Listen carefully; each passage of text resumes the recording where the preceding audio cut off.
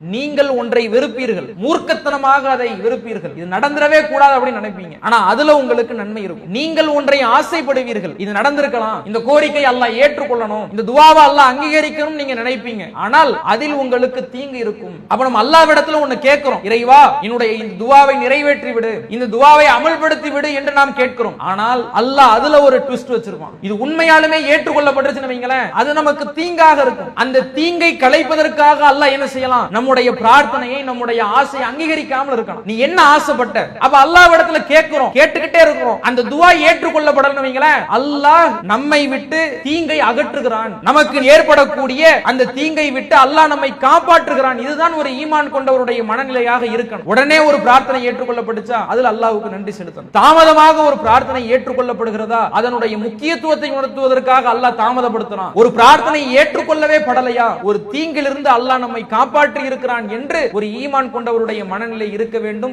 அன்பார்ந்தவர்களே, அல்லாஹ்வின் அன்பும் அருளும் என்றும் வற்றிடாத கிருபையும் கருணையும் நாம் உயிரிலும் உயர்வாக உபசரிக்கிற அன்னலம் பெருமானா நபிகள் நாயகம் ஸல்லல்லாஹு அலைஹி வஸல்லம் அவர்கள் மீதும், அன்னவர்களது மார்க்கத்தை மக்கள் மன்றத்தில் கொண்டு போய் சேர்த்த அத்துணை நபித்தோழர்கள், தோழியர்கள், அவர்களை பின்தொடர்ந்த தாபீன்கள், தபா தாபீன்கள், இன்னும் ஏனைய இமாம்கள், முஸ்லிம்கள் மீதும், குறிப்பாக நாட்களில் மிக சிறந்த நாளான ஜும்ஆவுடைய நாளில் மார்க்க சொற்பொழிவுகளுக்கு செவிசாய்த்து அதன்படியே செயலாற்ற வேண்டும் என்கிற உயரிய இலக்கோடு நபி அவர்களது வழிமுறைகளை வழிமொழிந்தவர்களாக இங்கு சங்கமித்திருக்கிற நம்மவர்கள் மீது என்றும் நீடித்து நிலை பெறட்டுமாக. அன்பார்ந்தவர்களே, புனிதம் நிறைந்த துல்ஹஜ் மாதத்தை அடைந்து ஹஜ் பெருநாளை நிறைவேற்றியவர்களாக நாம் இங்கு ஒன்று குழும்பியிருக்கிறோம். இந்த துல்ஹஜ் மாதத்தில் செய்யப்படக்கூடிய வணக்கங்கள் நபி இப்ராஹிம் அலைஹிஸ்ஸலாம் அவர்களினுடைய தியாகங்கள், அவர்களினுடைய அர்ப்பணிப்புகள், அவர்களுடைய கட்டுப்பாடுகளை நினைவு கூறும் வண்ணமாக பல்வேறு உபதேசங்கள் தங்களுக்கு ஆற்றப்பட்டிருக்கும். இப்ராஹிம் அலைஹிஸ்ஸலாம் அவர்களை பற்றி பேசக்கூடிய அல்லது கருத்து பரிமாறிக்கொள்ளக்கூடிய பலர் அல்லாஹ்விடத்தில் இப்ராஹிம் அலைஹிஸ்ஸலாம் அவர்கள் எப்படி நடந்து கொண்டார்கள், அல்லாஹ்விற்கு அவர்கள் எப்படி கட்டுப்பட்டார்கள், அல்லாஹ்வினுடைய வாக்கிற்கு இணங்கி இசைந்து தன்னுடைய வாழ்க்கையை எப்படி அமைத்து கொண்டார்கள், அல்லாஹ்விடத்தில் எப்படி நன்றியுடன் நடந்து கொண்டார்கள் என்பது குறித்து பேசியிருப்பார்கள். இதை அறிந்து கொள்வது எப்படி அவசியமோ அதுபோன்று நபி இப்ராஹிம் அலைஹிஸ்ஸலாம் அவர்களிடத்தில் அல்லாஹ் எப்படி நடந்து கொண்டான், எந்த வழிமுறையை, எந்த தன்னுடைய நியதியை அல்லாஹ் இப்ராஹிம் அலைஹிஸ்ஸலாம் அவர்களிடத்தில் கையாண்டான் என்பதை அறிந்து கொள்வதும் அவசியம். அல்லாஹ் ரப்புல் ஆலமீன் தன்னுடைய திருமறை குர்ஆன்ல தன்னை குறித்து பேசுகிறான். வலன் தஜிதலி சுன்னத்தில்லாஹி தபதீலா, அல்லாஹ்வினுடைய வழிமுறையில, அல்லாஹ்வினுடைய நியதியில நீங்கள் அறவே மாற்றத்தை காண முடியாது என்று அல்லாஹு தஆலா தன்னுடைய திருமறையில் குறிப்பிடுகிறான். அல்லாஹ்விற்கு என்று சில பண்புகள் இருக்கு, அல்லாஹ்வுக்கு என்று சில மரபுகள் இருக்கு, அதை யாராலையும் மாற்ற முடியாது. எந்த மனிதர்களாக இருந்தாலும் சரி, அது சாமானிய மனிதர்களாக இருக்கட்டும், நபிமார்களாக இருக்கட்டும், நபிமார்கள்லேயே அல்லாஹ்வினுடைய உற்ற தோழர் என்று அல்லாஹ்விடத்திலே பட்டம் வாங்கியவர்களாக இருக்கட்டும், அல்லாஹ் தஆலா அந்த நியதியை தாண்டி அவனுடைய நடைமுறை, அவனுடைய வழிமுறை மாறாது. அப்படி என்ன இப்ராஹிம் அலைஹிஸ்ஸலாம் அவர்களிடத்திலே அல்லாஹ் தன்னுடைய நியதியை கையாண்டான் என்றால், இப்ராஹிம் அலைஹிஸ்ஸலாம் அவர்கள் அல்லாஹ்விடத்தில் பல பிரார்த்தனைகளை செஞ்சிருக்கிறாங்க. திருமறை குர்ஆன்ல குறிப்பிட்ட நபிமார்கள்ல அதிகமான விஷயங்களுக்கு அதிகமான துஆவை கேட்ட ஒரு மனிதர் இப்ராஹிம் அலைஹிஸ்ஸலாம் அவர்கள். பல பிரார்த்தனைகளை கேட்டிருக்கிறாங்க, தனக்காக, தன்னுடைய சந்ததிகளுக்காக, தன்னுடைய குடும்பத்துக்காக, இந்த சமுதாயத்துக்காக பல பிரார்த்தனைகளை கேட்டிருக்கிறாங்க. இந்த பிரார்த்தனைகள்ல அல்லாஹ் தஆலா 3 நியதிகளை கையாளுகிறான், 3 வழிமுறைகளை கையாளுகிறான். அந்த 3 வழிமுறை என்ன என்பதை இந்த உரையிலே நாம் அறிந்து கொள்ள இருக்கிறோம். முதல் வழிமுறை என்ன தெரியுமா? இப்ராஹிம் அலைஹிஸ்ஸலாம் அவர்கள் கேட்ட பிரார்த்தனை, அவர்கள் அல்லாஹ்விடத்திலே முன்வைத்த கோரிக்கை, அது உடனே அல்லாஹ்வின் புறமிருந்து அங்கீகரிக்கப்பட்டு அது நிறைவேற்றிக் கொள்ளப்பட்டோம். இப்ராஹிம் அலைஹிஸ்ஸலாம் அவர்கள் அல்லாஹ்விடத்தில் ஒரு துவா கேட்டிருப்பாங்க, ஒரு பிரார்த்தனையை கேட்டிருப்பாங்க. அந்த பிரார்த்தனை காலதாமதம் இல்லாமல் உடனே அங்கீகரித்து கொடுக்கப்பட்டிருக்கும். இப்ராஹிம் அலைஹிஸ்ஸலாம் அவர்கள் கேட்டார்கள், இறைவா, இந்த மக்கா மாநகரத்தை, இந்த மாகாணத்தை புனிதம் நிறைந்த பூமியாக, அபயமளிக்கக்கூடிய பூமியாக, புற்பூண்டுகள் விளையக்கூடிய பூமியாக ஆக்குவாயாக. யாருக்கு? யார் அல்லாஹ்வையும் மறுமை நாளையும் நம்பிக்கை கொண்டிருக்கிறார்களோ அவர்களுக்கு அபயம் தரக்கூடிய பூமியாக, புற்பூண்டுகள் விளையக்கூடிய பூமியாக இதை ஆக்குவாயாக அப்படின்னு அல்லாஹ்விடத்துல கேட்டாங்க. கேட்ட உடனே அல்லாஹ் தஆலா ரிப்ளை பண்றான், கால வமன் கஃபர. இறை நம்பிக்கை கொண்டவர்களுக்கு மட்டும் கிடையாது, மறுமையை ஏற்றவர்களுக்கு மட்டும் கிடையாது, அல்லாஹ்வை ஏற்றவர்களா இருக்கட்டும் ஏற்காதவர்களா இருக்கட்டும், ஃபஉம்மத்தியுஹு, அவர்களுக்கு நாம் சுகம் அனுபவிக்க செய்வோம், அவர்களை சிறிது காலம் நாம் இன்பமாக வாழச் செய்வோம், அவர்களுக்கும் இந்த புற்பூண்டுகள், இந்த மக்காவிலே விளையக்கூடிய விளைச்சல்கள் அவர்களுக்கும் சென்று சேரும் என்று அல்லாஹ் தஆலா உறுதியளிக்கிறான். அப்ப இப்ராஹிம் அலைஹிஸ்ஸலாம் அவர்களினுடைய பிரார்த்தனைகள்ல உடனே ஏற்றுக்கொள்ளப்பட்ட பிரார்த்தனையும் இருக்கிறது. இந்த பிரார்த்தனை அல்லாஹ்வின் புறம் இருந்து உடனே ஏற்றுக்கொள்ளப்படுகிறது. எப்படி ஏற்றுக்கொள்ளப்படுகிறது? அன்னை ஹாஜர் அலைஹிஸ்ஸலாம் அவர்கள் சஃபா மருவாவை நோக்கி விரைறாங்க, ஓடுறாங்க தண்ணியை தேடி. அல்லாஹ்வின் புறம் இருந்து உதவி வருகிறது. ஜம்ஜம் என்கிற நீர் இன்றைக்கு வரைக்கும் வற்றாத கிணறாக அது உலக மக்கள் அனைவர்களுக்கும் நீர் புகட்டி கொண்டிருக்கிறது. இன்னைக்கு மக்காவில் கிடைக்காத பழங்களே கிடையாது. மக்காவில் விளையக்கூடிய பழங்களாக இருந்தாலும், விளையக்கூடிய காய்கனிகளாக இருந்தாலும், அந்த இடத்துல வர்த்தகம் செய்யப்படக்கூடிய பொருட்களாக இருந்தாலும் அவ்வளவு அதீதமாக, அவ்வளவு விரைவாக மக்கள் கரம் சேரக்கூடிய வண்ணமாக அமைந்திருக்கிறது. இன்னைக்கு அதிகமாக பயணம் மேற்கொள்ளப்படக்கூடிய ஒரு ஊரு மக்கா. பல லட்சக்கணக்கானவர்கள், பல கோடிக்கணக்கானவர்கள் வருடத்திற்கு சென்று வருகிறார்கள். ஹஜ் வணக்கத்தை நிறைவேற்றுவதற்காக இருக்கட்டும், உம்ராவை நிறைவேற்றுவதற்காக இருக்கட்டும், கோடிக்கணக்கான மக்கள் பயணம் பட்டு வருகிறார்கள். அப்படி அனைவர்களும் ஒன்று கூடிய அந்த இடத்துல அவர்களுக்கு தேவையான அனைத்து பொருட்களும் அங்கு கிடைக்கும் வண்ணமாக அல்லாஹ் தஆலா ஏற்படுத்தி வச்சிருக்கிறான். இப்ராஹிம் அலைஹிஸ்ஸலாம் அவர்கள் கேட்டார்கள், இந்த மக்காவை புனித பூமியாக மாற்று, அபய பூமியாக மாற்று என்று கேட்டார்கள்.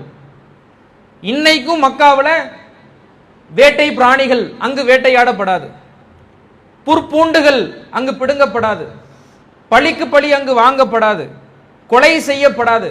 அங்கு கீழே கிடக்கக்கூடிய பொருட்கள் கூட அதனுடைய உரிமையாளரோ அதனுடைய பொறுப்பாளரையோ தவிர வேற யாராலையும் எடுக்க முடியாது. அப்ப இப்ராஹிம் அலைஹிஸ்ஸலாம் அவர்களுடைய பிரார்த்தனை ஏற்றுக்கொள்ளப்படுகிறது.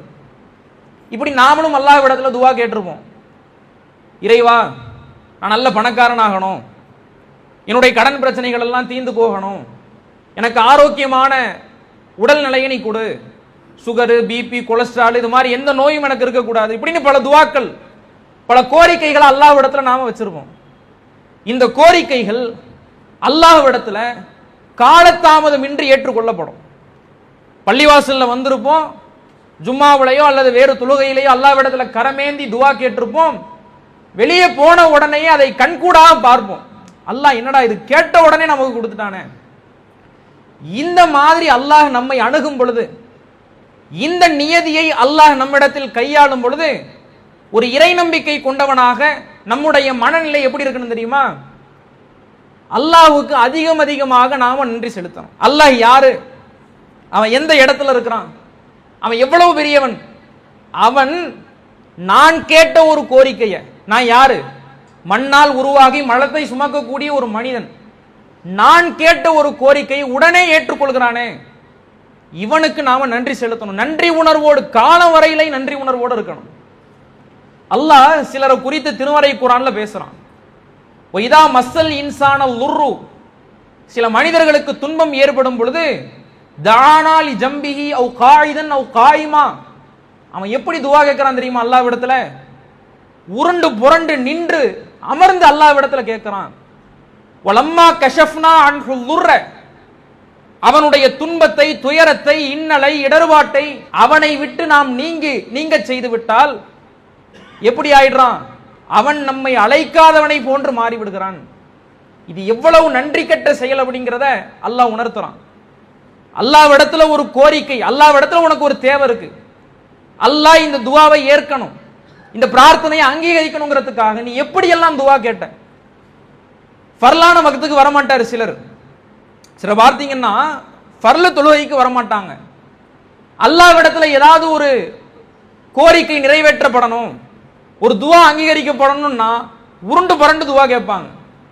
நஃபீலான தொழுகைகள், தஹஜ்ஜத் தொழுகைகள் முதற்கொண்டு தொழுகுவாங்க. அது அங்கீகரிக்கப்பட்ட உடனேயே அதுக்கப்புறம் மறுபடியும் பழைய மாதிரி பள்ளிவாசல் பக்கம் தலை வச்சு கூட படுக்க மாட்டாங்க.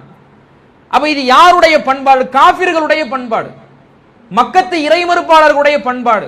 அவனுக்கு ஒரு கஷ்டம் வரும் பொழுது, துன்பம் வரும் பொழுது அல்லாஹ்விடத்துல கேட்கிறான், அந்த துன்பத்தை நீக்கி விட்டால் தன்னை அழைக்காதவனை போன்று மாறி விடுகிறான். இந்த நிலை இறை நம்பிக்கை கொண்டவர்களிடத்துல இருக்கக்கூடாது. ஒண்ணு. ரெண்டாவது என்ன தெரியுமா? அல்லாஹ் நம்முடைய பிரார்த்தனைகளை, நம்முடைய கோரிக்கைகளை உடனே ஏற்றுக்கொள்கிறான் என்றால் அந்த பிரார்த்தனையால் கிடைத்த பொருளை, அந்த துவாவால் கிடைத்த அந்த விஷயத்தை மார்க்கத்துக்கு முரணான காரியத்துக்கு பயன்படுத்தக்கூடாது. அல்லாஹ் திருமறை குர்ஆன்ல சொல்லும் பொழுது, வபதகி ஃபீமா ஆத்தாக்கல்லாஹு தாரல் ஆஹிரா, அல்லாஹ் உனக்கு எதை வழங்கினானோ அந்த வளங்களில், அந்த பொருளில், அந்த விஷயத்தில் மறுமை வீட்டை நீ தேடிக்கொள், மறு உலக வெற்றியை நீ தேடிக்கொள் என்று அல்லாஹ் தஆலா பேசுறான். அப்ப அல்லாஹ்விடத்துல நம்ம ஒன்னு கேட்கிறோம், அல்லாஹ் உடனே கொடுத்துட்டான். கொடுத்த அந்த விஷயத்துல மார்க்கத்துக்கு புறம்பான காரியங்களை நம்ம செய்யலாமா? இறைவா காசு பணத்தை கொடுன்னு கேட்கிறோம், நல்ல செல்வந்தரம் ஆயிரம்னு கேட்கிறோம். உடனே அல்லாஹ் என்ன செஞ்சுட்டான்? நம்மளை செல்வந்தனம் ஆக்கிட்டான், காசு பணத்தை கொடுத்துட்டான். கொடுத்த இந்த பணத்தை வைத்து, பொருளை வைத்து அல்லது மற்ற விஷயங்களை வைத்து நம்முடைய மறுமை வாழ்க்கை எப்படி மிருளச் செய்து விடலாம், நம்முடைய மறுமை வாழ்க்கை எப்படி மெருகேற்றி விடலாம் என்கிற சிந்தனை தான் நமக்கு இருக்கணுமே ஒழிய மார்க்கத்துக்கு புறம்பான காரியங்களை செய்யக்கூடாது. உதாரணத்துக்கு, இறைவா எங்க வாப்பா எனக்கு வண்டியை வாங்கி கொடுக்கணும், நல்ல ஒரு 2 வீலர் பைக் வாங்கி கொடுக்கணும்னு கேட்கிறோம். 10 பைசா வாப்பா பாக்கெட்ல இருந்து எடுக்க மாட்டார். ஏன்? சிக்கனமா இருக்கணும், செலவுகள் எல்லாத்தையும் குறைக்கணுங்கிறதுக்காக தந்தை எப்படி இருப்பார்? அல்லாஹ் என்ன செஞ்சிருவான்? தந்தையினுடைய மனநிலையை மாத்திடுவான். சரி பையன் கேட்கிறானே வாங்கி கொடு அப்படின்னு அல்லாஹ் தந்தையின் மூலமாக ஒரு 2 வீலர் பைக்கை நம்ம கொடுத்துட்டான்னு வைங்களேன். இப்போ இது அல்லாஹ் எப்படி கொடுத்துருக்கிறான்? கேட்ட உடனே நமக்கு கொடுத்துட்டான். இப்போ இந்த விஷயத்துல நம்ம எப்படி பண்ணக்கூடாதுன்னா, அந்த 2 வீலர் பைக்கை வச்சு வண்டியில வேகமா போய் வேகமா வர்றது, மக்களுக்கு துன்புறுத்துறது, இது எல்லாமே இது எப்படிப்பட்ட நன்றி கெட்ட செயல்? அல்லாஹ் கிட்ட நாம ஒண்ணு கேட்கிறோம், அல்லாஹ் அதை நமக்கு கொடுத்துட்டான். அந்த கொடுத்த பொருளை என்ன செய்யறது? மார்க்கத்திற்கு புறம்பாக பயன்படுத்துறது. இந்த பண்பாடு நம்ம கிட்ட இருக்கக்கூடாது. அடுத்தது இரண்டாவது நியதி என்னன்னா, இப்ராஹிம் அலைஹிஸ்ஸலாம் அவர்களினுடைய பிரார்த்தனையில தாமதமாக ஏற்றுக்கொள்ளப்பட்ட பிரார்த்தனைகளும் இருக்கு. நம்ம முதல்ல பார்த்தது என்ன? இப்ராஹிம் நபி அவர்கள் கேட்ட பிரார்த்தனைகள்ல உடனே ஏற்றுக்கொள்ளப்பட்ட, உடனே அங்கீகரிக்கப்பட்ட பிரார்த்தனை. ரெண்டாவது தாமதமாக நீண்ட நெடுநாட்கள் எடுத்துக்கொண்டு அங்கீகரிக்கப்பட்ட பிரார்த்தனை. அல்லாஹ்விடத்தில் இப்ராஹிம் அலைஹிஸ்ஸலாம் அவர்கள் கேட்டார்கள், ரப்பி ஹப்லி மினஸ் சாலிஹீன், இறைவா நல்லவர்களிலிருந்து எனக்கு ஒரு பிள்ளையை கொடு, சாலிஹான பிள்ளையை கொடு. 2 நிபந்தனை. பிள்ளைய கூட அந்த பிள்ளை எப்படி இருந்தாலும் பரவாயில்லன்னு கேட்கல, இறைவா எனக்கு சாலிஹான பிள்ளையை கூடன்னு இப்ராஹிம் அலைஹிஸ்ஸலாம் அவர்கள் கேட்டார்கள். கேட்ட உடனே இவர் யாரு? கலீலுல்லா, உற்ற தோழர். கேட்ட உடனே நம்ம கொடுத்துருவோம்னு அல்லாஹ் என்ன செய்யல? அதை கொடுத்துடல. இந்த விஷயத்துல தன்னுடைய நியதியை கையாளுறான். நீ யாரா வேணா இருக்கட்டும், நீ கேட்ட உடனே எல்லா பொருளும் என்ன செஞ்சிடாது, உனக்கு கிடைச்சிடாது. அதுக்கு ஒரு நேரம் இருக்கு, அதுக்கு ஒரு காலம் இருக்கு. அதுக்கு தகுந்த காலம் எதுவோ, அதுக்கு தகுந்த நேரம் எதுவோ, அந்த நேரத்துக்கு நானா உனக்கு கொடுப்பேன். எப்ப கொடுத்தான் அல்லாஹ்? முதுமை பருவத்தில் இப்ராஹிம் அலைஹிஸ்ஸலாம் அவர்கள் அல்லாஹ்வுக்கு நன்றி செலுத்தினாங்க. அல்ஹம்துலில்லாஹில்லதி வஹபலி அலல் கிபரி இப்ராஹிம் இஸ்மாயில் வ இஸ்ஹாக், இஸ்மாயிலையும் இஸ்ஹாக்கையும் முதுமை பருவத்தில் கொடுத்த என்னுடைய ரப்புக்கே புகழனைத்தும் உரித்தாகட்டும் என்று இப்ராஹிம் அலைஹிஸ்ஸலாம் அவர்கள் அல்லாஹ்வுக்கு நன்றி செலுத்தினார்கள். அப்ப இப்ராஹிம் அலைஹிஸ்ஸலாம் அவர்கள் ஒரு துவாவை கேட்கிறாங்க, இறைவா எனக்கு பிள்ளைய கொடு, சாலிஹான பிள்ளைய கொடு என்று கேட்டார்கள். அந்த பிரார்த்தனை உடனே அங்கீகரிக்கப்படவில்லை, நீண்ட நெடுநாட்கள் எடுத்துக்கொண்டது. அப்படி நாமளும் என்ன செய்வோம், அல்லாஹ்விடத்துல துவா கேட்டிருக்கிறோம், இறைவா எனக்கு பிள்ளையை கொடு, நல்ல பிள்ளையை கொடு, எனக்கு செல்வத்தை கொடு, என்னுடைய கடன் பிரச்சனைகளை எல்லாம் போக்கின்னு அல்லாஹ்விடத்துல நம்ம கேட்டிருப்போம். உடனே அதை அல்லாஹ் அங்கீகரிப்பானா? அதுக்கு அல்லாஹ் கொஞ்சம் டைம் எடுத்துப்பான். அதுக்கு பல காரணங்கள் இருக்கலாம். நம்ம என்ன செஞ்சிடக்கூடாது தெரியுமா, சரி என்னடா அது நம்ம அல்லாஹ்விடத்துல கேட்டுக்கிட்டே இருக்கிறோம், அல்லாஹ் நமக்கு தரவே இல்லையே அப்படின்னு நம்ம நினைச்சிடக்கூடாது. ஏன் அப்படி நினைக்க கூடாதுன்னு அல்லாஹ்வுடைய ரசூல் சொன்னார்கள், நீங்க அல்லாஹ்விடத்துல ஒரு துவாவை கேட்கறீங்க, ஒரு பிரார்த்தனையை செய்றீங்க, ஒரு கட்டத்தில் யாராவது ஒருத்தவங்க கேட்பாங்க, அல்லாஹ்விடத்துல பிள்ளைய வேண்டிய துவா கேட்கிறோன்னு வைங்களேன், ஒரு கல்யாணம் ஆகி 2 வருஷம் 3 வருஷம் ஆயிருச்சு, யாராவது கேட்பாங்க, என்னம்மா வயிற்றுல ஏதாவது புழு பூச்சி இருக்கா அப்படின்னு கேட்பாங்க. இப்போ இந்த நேரத்தில் நம்ம என்ன செய்யணும், ஒரு இறை நம்பிக்கை கொண்டவர் எப்படி இந்த விஷயத்தை கையாளணும், அல்லாஹ்விடத்துல கேட்டுக்கிட்டே இருப்பேன், அல்லாஹ் கட்டாயமா கொடுப்பான் அப்படிங்கிறது ஒரு இறை நம்பிக்கை கொண்டவனுடைய பேச்சா இருக்கணும். ஆனா பலர் என்ன சொல்றாங்க தெரியுமா, எங்கங்க பல லட்ச ரூபாய் செலவு பண்ணியாச்சு, ஏறாத ஹாஸ்பிட்டல் இல்லை, பார்க்காத மருத்துவர் கிடையாது, அல்லாஹ்விடத்துல கேட்டுக்கிட்டே இருக்கிறேன், எதுவும் அந்த பிரார்த்தனை ஏற்றுக்கொள்ளப்பட்ட மாதிரி தெரியலன்னு நம்ம சொல்லிட்டோம்னா அந்த துவா ஏற்றுக்கொள்ளவே படாதுங்கிறாங்க ரசூலுல்லாஹ். அல்லாஹ்விடத்துல கேட்டுக்கிட்டே இருக்கணும், கடைசி காலம் வரைக்கும் நிராசை அடைஞ்சிடக்கூடாது. ஜக்கரியா அலைஹிஸ்ஸலாம் அவர்கள் கடைசி காலம் வரையிலும் கேட்டுக்கொண்டார்கள், இறைவா எனக்கு பிள்ளையை கொடு பிள்ளையை கொடுன்னு கேட்டுக்கிட்டே இருந்தாங்க. இப்ராஹிம் அலைஹிஸ்ஸலாம் அவர்களும் கேட்டுக்கொண்டே இருந்தார்கள். இறுதியில் அந்த துவா அங்கீகரிக்கப்பட்டு அவர்களுக்கு வழங்கப்பட்டது. பல காரணங்கள்னால அல்லாஹ் என்ன செய்யலாம், நம்முடைய துவாவை நம்முடைய ஆசைகளை தள்ளி போடலாம். அதுக்கு என்ன பொருள் தெரியுமா, உனக்கு இப்ப அது தேவை கிடையாதுன்னு பொருள். நம்ம என்ன நினைக்கிறோம்னா, கேட்ட உடனே அல்லாஹ் கொடுத்தணும்னு நினைக்கிறோம். ஆனா அல்லாஹ்வுடைய பார்வை எப்படி இருக்கும், அல்லாஹ் எதிர்காலத்தை அறிந்தவன், நம்மை விட நன்கறிந்தவன். அல்லாஹ் என்ன யோசிப்பான்னா, இவனுக்கு இப்ப இது தேவையில்லை, அது எதுவா இருக்கட்டும், பிள்ளைகளா இருக்கட்டும், பணமா இருக்கட்டும், பொருளா இருக்கட்டும், ஆரோக்கியமா இருக்கட்டும், 1000 விஷயமா இருக்கட்டுமே, அல்லாஹ்வினுடைய கோணம் எப்படி இருக்கும்னா, அல்லாஹ்வினுடைய வழிமுறை எப்படி இருக்குன்னா, இவன் இப்ப கேட்கிறான், 25 வயசுல கேட்கிறான், இந்த பொருள் இவனுக்கு எப்ப தேவை, 35ல தான் தேவை. அப்ப அல்லாஹ் என்ன பார்ப்பான்னா, 10 வருஷம் விடாமுயற்சியோட நீ கேட்கிறியா, அல்லாஹ்விடத்துல நிராசை அடையாம நீ இருக்கிறியா, 10 வருஷம் 35ல அல்லாஹ் உனக்கு கொடுப்பான். 35 ஆயிருச்சு, அப்பவும் கிடைக்கலையா, அப்ப உனக்கு அது 45ல தான் கிடைக்கும். அப்ப அல்லாஹ் எப்படி பார்க்கிறான்னா, உனக்கு எப்ப இது தேவை, நீ பிள்ளைய கேட்கிற, ஆரோக்கியத்தை கேட்கிற, அழகான வாழ்க்கையை கேட்கிற, ஆடம்பரத்தை கேட்கிற, செல்வத்தை கேட்கிற, கடன் இல்லாத வாழ்க்கையை கேட்கிற, இது உனக்கு எப்ப தேவை, அல்லாஹ்விடத்தில் நாம் கேட்டுக்கொண்டே இருக்க வேண்டும். அல்லாஹ் தஆலா நமக்கு அது எப்ப தேவையோ அதை என்ன செய்வான், அப்ப நமக்கு கொடுப்பான். இப்ராஹிம் அலைஹிஸ்ஸலாம் அவர்களுக்கு இஸ்மாயில் அலைஹிஸ்ஸலாம் அவர்களை கடைசி காலத்துல கொடுத்தான்.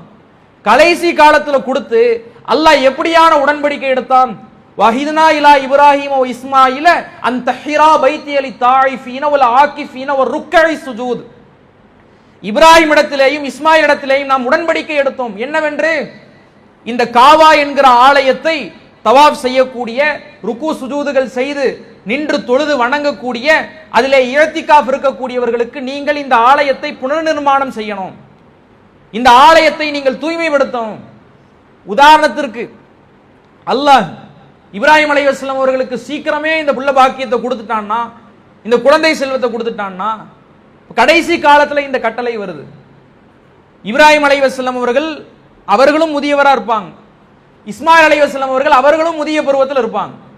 அப்ப அல்லாஹ் என்ன செய்யறான்னா, எது தகுந்த நேரம், எது தகுந்த காலம், இவனுக்கு எப்ப இது தேவைங்கிறத அல்லாஹ் பார்க்கிறான். அதை பார்த்து அல்லாஹ் என்ன செய்வான், கொடுப்பான். அல்லாஹ் நம்முடைய நிதானத்தை கூட பரிசோதிக்கலாம். இவனுக்கு கொஞ்சம் இதை ஆற போட்டா, கொஞ்சம் தள்ளி போட்டா, கொஞ்சம் காலதாமதம் எடுத்துக்கொண்டால் இவனுடைய மனநிலை எப்படி இருக்கு, பொறுமையா இருக்கிறானா, கடைசி காலம் வரைக்கும் நம் மீது நிராசை அடையாம இடத்துல கேட்டுக்கொண்டே இருக்கிறானா அப்படிங்கிற நிதானத்தை பரிசோதிப்பதற்காக கூட அல்லாஹ் என்ன செய்யலாம், காலதாமதப்படுத்தலாம். மூன்றாவது அடிப்படை என்ன தெரியுமா, ஒரு விஷயத்தினுடைய முக்கியத்துவத்தை, முதன்மைத்துவத்தை, அதனுடைய மதிப்பை, அதனுடைய மாண்பை உணர வைக்கிறதுக்கு கூட அல்லாஹ் காலதாமதப்படுத்தலாம். ஒரு பொருள் நமக்கு சீக்கிரம் கிடைச்சிருச்சுன்னு வைங்களேன், கேட்ட உடனே அல்லாஹ் கொடுத்துட்டான்னு வைங்களேன், அதுல அவ்வளவு பெரிய மதிப்பு இருக்காது, அது அவ்வளவு பெரிய ஈடுபாடு இருக்காது. ஒரு விஷயம் கேட்டுக்கிட்டே இருக்கும், காலதாமதம் ஆகுது, ஆற போட்டு அல்லாஹ் கொடுத்தான் அப்படின்னா எவ்வளவு கஷ்டப்பட்டு இது நமக்கு கிடைச்சிருக்கு, எவ்வளவு துவாவுக்கு பிறகு, எவ்வளவு பிரார்த்தனைக்கு பிறகு, எவ்வளவு அழுகைக்கு பிறகு, எவ்வளவு கண்ணீருக்கு பிறகு இது கிடைத்திருக்கிறது. இந்த அருட்கொடையை, இந்த விஷயத்தை, இந்த பொருளை நாம் அதனுடைய சித்தம் சிதையாமல் நித்தம் பார்த்து கொள்ள வேண்டும் என்கிற மனநிலையை அல்லாஹ் உணரத்துல புகுத்துவான். உலகத்துல நீங்க எதை எடுத்துக்கங்களேன், சீக்கிரமா ஒரு பொருள் கிடைக்குதுன்னு வைங்களேன், அதுக்கு மதிப்பு இருக்காது. எது தாமதமாகுதோ, அதிக நேரம் எடுத்துக்கொள்குதோ, அதுக்கு டிமாண்ட் ஜாஸ்தி. இப்ப தங்கம் இருக்கு, கேட்ட உடனே கிடைச்சிருதா? தோண்டின உடனே கிடைச்சிருதா? நிலக்கரி இருக்கு, க்ரூட் ஆயில் இருக்கு, கச்சா எண்ணெய் இருக்கு, தோண்டின உடனே எல்லாம் கிடைச்சிருதா? பல லட்சக்கணக்கான பேர் அதுக்காக உழைக்கிறான், கஷ்டப்படுறான், தேடுறான், அலசுறான், ஆராயிரம், அதுக்கு பிறகு அது கிடைக்குது. தங்கத்தினுடைய மதிப்பு கூடிக்கிட்டே போகுது, எரிபொருளினுடைய மதிப்பு கூடிக்கிட்டே போகுது. அப்ப என்னன்னா, எந்த பொருள் நமக்கு சீக்கிரமாக கிடைத்து விடுகிறதோ, வெகு விரைவில் கிடைத்து விடுகிறதோ, அதனுடைய மதிப்பை நாம உணர மாட்டோம். எது காலதாமதமாய் கிடைக்கிறதோ, பல அழுகைக்கு பிறகு, பல கண்ணீருக்கு பிறகு, பல காலங்களுக்கு பிறகு கிடைக்கிறதோ, அதனுடைய முக்கியத்துவத்தை நாம உணரும். அல்லாஹ் தஆலா அந்த முக்கியத்துவத்தை உணர வைப்பதற்காக கூட என்ன செய்யலாம், நம்முடைய பிரார்த்தனையை அங்கீகரிப்பதை விட்டு தள்ளி போடலாம். அப்ப நம்ம என்ன செய்யணும், கடைசி காலம் வரைக்கும் நிராசை அடையாமல் அல்லாஹ்விடத்துல கேட்டுக்கொண்டே இருக்கணும். இப்ராஹிம் அலைஹிஸ்ஸலாம் அவர்களுடைய பிரார்த்தனையில அல்லாஹ் கையாண்ட மூன்றாவது நியதி என்ன தெரியுமா? இப்ராஹிம் அலைஹிஸ்ஸலாம் அவர்களினுடைய பிரார்த்தனை அல்லாஹ்விடத்துல ஏற்றுக்கொள்ளப்படாமலே இருந்திருக்கிறது. முதல் விஷயம் உடனே ஏற்றுக்கொள்ளப்பட்டது. இரண்டாவது பல காலங்கள் கழிச்சு, நெடுங்காலம் கழிச்சு ஏற்றுக்கொள்ளப்பட்டது. மூன்றாவது அடிப்படை என்ன தெரியுமா? இப்ராஹிம் அலைஹிஸ்ஸலாம் அவர்களுடைய பிரார்த்தனை ஏற்றுக்கொள்ளப்படவே இல்லை. இப்ராஹிம் அலைஹிஸ்ஸலாம் அவர்கள் என்ன கேட்டாங்க? ரப்பிக்ஃபிர்லி அபி, இறைவா என்னுடைய தந்தைக்கு மன்னிப்பளிப்பாயாக, அவர் அநியாயக்காரர்களில் இருந்து, அநீதிழைப்பவர்களில் இருந்து இருக்கிறார், காஃபிரா இருக்கிறாரு, சிலை வழிபாட்டில் இருக்கிறாரு, அவருக்கு நீ மன்னிப்பு வழங்குவாயாக என்று இப்ராஹிம் அலைஹிஸ்ஸலாம் அவர்கள் கேட்டார்கள். இந்த பிரார்த்தனை இப்ராஹிம் அலைஹிஸ்ஸலாம் அவர்களுக்கு ஏற்றுக்கொள்ளப்படல. அல்லாஹ் தஆலா இப்ராஹிம் அலைஹிஸ்ஸலாம் அவர்கள் குறித்து சொல்றான், கது கானத் லக்கும் உஸ்வத்துன் ஹஸனா ஃபி இப்ராஹிம், இப்ராஹிம் இடத்திலேயும் அவர்களோடு இருந்தவர்களிடத்திலேயும் உங்களுக்கு அழகிய முன்மாதிரி இருக்கிறது. இல்லா கௌல இப்ராஹிம் அலி அபிஹி ல அஸ்தக்ஃபிரன்ன லக்கி, தந்தையே உங்களுக்காக நான் பாவ மன்னிப்பு கேட்பேன் என்று அவர் சொன்னாரே, அதை தவிர அவருடைய வாழ்க்கை முழுவதும் உங்களுக்கு படிப்பினைங்கிறான் அல்லாஹ். எப்படியான வார்த்தை பாருங்க. தந்தைக்கு மன்னிப்பு கிடைக்கிறன்னா இது உலக ரீதியான உலக சமாச்சாரம் கிடையாது. மறுமையில ஒரு மனிதனுடைய பாவம் மன்னிக்கப்படல அப்படின்னா காலத்துக்கும் நரகத்துல தான் கிடக்கணும். ஒரு பிள்ளையாக தன்னுடைய தந்தை நரகத்தில் கருகப்படுவதை எந்த அளவுக்கு இப்ராஹிம் அலைஹிஸ்ஸலாம் அவர்கள் வெறுத்திருப்பாங்க. அதனால அல்லாஹ்விடத்துல கேட்கிறாங்க, இறைவா என்னுடைய தந்தைக்கு மன்னிப்பு வழங்குவாயாக. கடைசி காலம் வரைக்கும் என்ன செய்யப்படல, இந்த பிரார்த்தனை ஏற்றுக்கொள்ளப்படல. பலாயிரம் வருடங்கள் கழிச்சும் அல்லாஹ் இப்ப அதை சொல்லி காட்டுறான், இப்ராஹிம் இடத்துல உங்களுக்கு முன்மாதிரி இருக்கு. எதுல உங்களுக்கு முன்மாதிரி இல்ல? அவருடைய தந்தை காஃபிர் என்று தெரிந்தும் உங்களுக்காக நான் பாவ மன்னிப்பு கோருவேன் என்று கேட்டாரே, அதுல உங்களுக்கு முன்மாதிரி இல்லை என்று சொல்கிறார். அப்ப நம்முடைய பிரார்த்தனைகள்ல சில விஷயங்கள் என்ன செய்யப்படாமல் இருக்கலாம், ஏற்றுக்கொள்ளப்படாமலே இருக்கலாம். இந்த நேரத்தில் நம்முடைய மனநிலை எப்படி ஆயிரும் தெரியுமா? நம்ம அல்லாஹ்வை வணங்குறோம், தொழுகிறோம், எவ்வளவோ துவா கேட்கிறோம், நம்முடைய கோரிக்கை ஏற்றுக்கொள்ளப்படுறது இல்லையே, நம்முடைய ஆசைகள் எல்லாம் நிறைவேற்றப்படுறதில்லையே நம்ம நினைக்கலாம். அல்லாஹ் திருமறையில பேசி காட்டுறான், ஹஸிபன் நாஸு அன் யுத்ரகு அன் யகூலு ஆமன்னா வ ஹும் லா யுஃப்தனூன், இவர்கள் அல்லாஹ்வை நாங்கள் நம்பிவிட்டோம் என்று கூறியதற்காக வேண்டி எந்த சோதனைகளுக்கும் அல்லல்களுக்கும் இவர்கள் ஆட்பட்டு விடக் கூடாது என்று ஆசைப்படுகிறார்களா? நீ அல்லாஹ்வை நம்பிட்டா, அல்லாஹ்வை வணங்கிட்டா, அல்லாஹ்வை நீ ஏற்றுக்கொண்டா, அல்லாஹ்வை நீ ஈமான் கொண்டா, உன் ஆசையெல்லாம் நிறைவேற்றப்படும் நினைக்கிறியா? உன்னுடைய கோரிக்கையெல்லாம் எடுத்துக்கொள்ளப்படும் நினைக்கிறியா? எந்த சோதனைகளுக்கும் நீ ஆட்பட்டு விடக் கூடாது என்று நினைக்கிறாயா? அதுக்கு ஆசைப்படுறாயா? உனக்கு முந்தி வாழ்ந்த சமுதாயத்தினுடைய வரலாற்றை நீ படிச்சுப்பார், அந்த சரித்திரங்களை நீ புரட்டிப்பார். அவர்களை நாம் எப்படி சோதித்தோம், அவர்களுக்கு நாம் எப்படியான துன்பங்களை துயரங்களை கொடுத்தோம் என்று எண்ணிப்பார் என்று அல்லாஹ் தஆலா சொல்கிறான். அப்ப நம்முடைய கோரிக்கைகள் அல்லாஹ்விடத்துல ஏற்றுக்கொள்ளப்படாமலே இருக்கும். இந்த நிலையை அல்லாஹ் நம்ம இடத்துல கையாளும் பொழுது நம்முடைய மனநிலை எப்படி இருக்கணும் தெரியுமா? திருமறை குர்ஆன்ல அல்லாஹ் சொல்றான், அஸா அன் தக்ரஹு ஷைஅன் வஹுவ கைருல் லக்கும் வ அஸா அன் துஹிப்பு ஷைஅன் வஹுவ ஷர்ருல் லக்கும். அல்லாஹ் என்ன சொல்றான்னா, நீங்கள் ஒன்றை வெறுப்பீர்கள், மூர்க்கத்தனமாக அதை வெறுப்பீர்கள், இது நடந்துடவே கூடாது அப்படின்னு நினைப்பீங்க. ஆனா அதுல உங்களுக்கு நன்மை இருக்கும். நீங்கள் ஒன்றை ஆசைப்படுவீர்கள், இது நடந்திருக்கலாம், இந்த கோரிக்கை அல்லாஹ் ஏற்றுக்கொள்ளணும், இந்த துஆவை அல்லாஹ் அங்கீகரிக்கணும் நீங்க நினைப்பீங்க. ஆனால் அதில் உங்களுக்கு தீங்கு இருக்கும்.